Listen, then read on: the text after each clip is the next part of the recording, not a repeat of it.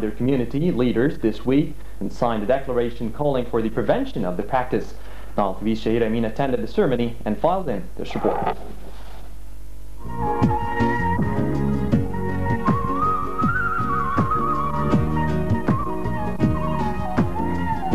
The Aswan village of Binban. It may look much like any other Upper Egyptian village, but Binban in recent days has attracted worldwide attention. That's because the people of Binban have courageously chosen to do away with the centuries-old tradition of FGM. At first we weren't able to tell the difference between right and wrong. Now with the seminars and being exposed to various influences, we know what's right. In today's world, this is unacceptable. It affects the girl in every way, in her whole life, and it's dangerous for her. We shouldn't impose anything on girls. Community leaders here have signed a public declaration calling for the prevention of the FGM practice. A sign that the campaign, initiated 2 years ago by the National Council for Childhood and Motherhood, in collaboration with UNDP and other donors, is starting to bear fruit.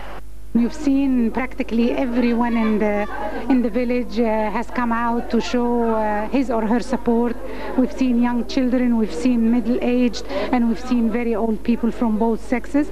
It's great. I mean, these people standing in the heat for hours and hours just to show their support to abandon FGM.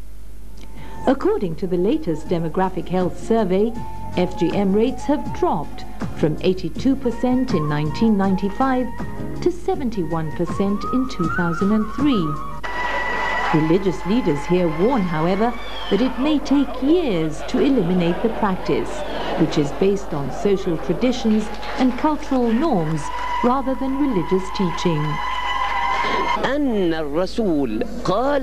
Prophet Muhammad said that women are delicate and fragile.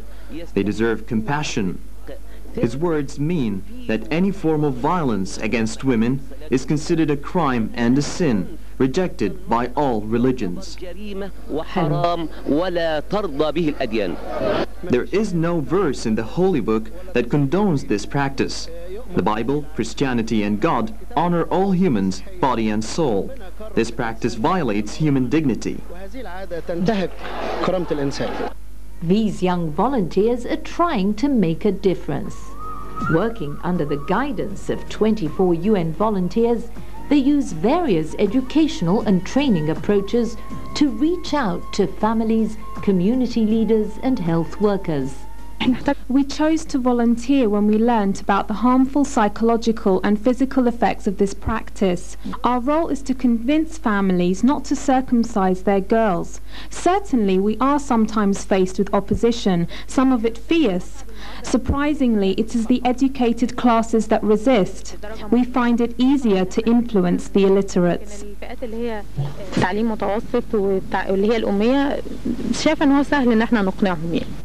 As a result of their extensive communications and advocacy campaign, attitudes in Binban are starting to change.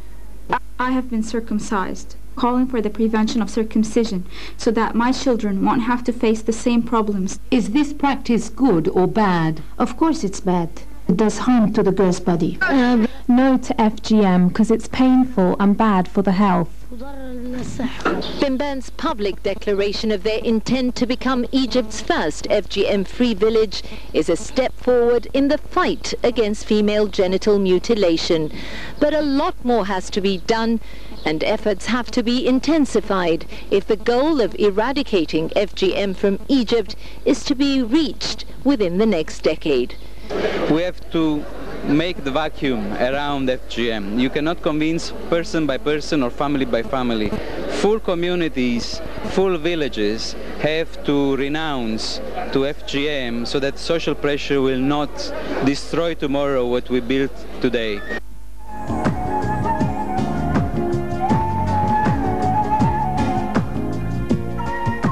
Binban's collective decision to say no to FGM has paved the way for the project's expansion from 60 to 120 villages across Egypt. Officials here hope that the symbolic declaration calling for freeing the village of FGM will trigger a nationwide anti-FGM epidemic, bringing with it the promise of a brighter tomorrow for Egypt's female population. Shahira Amin, Nile TV International, Aswan.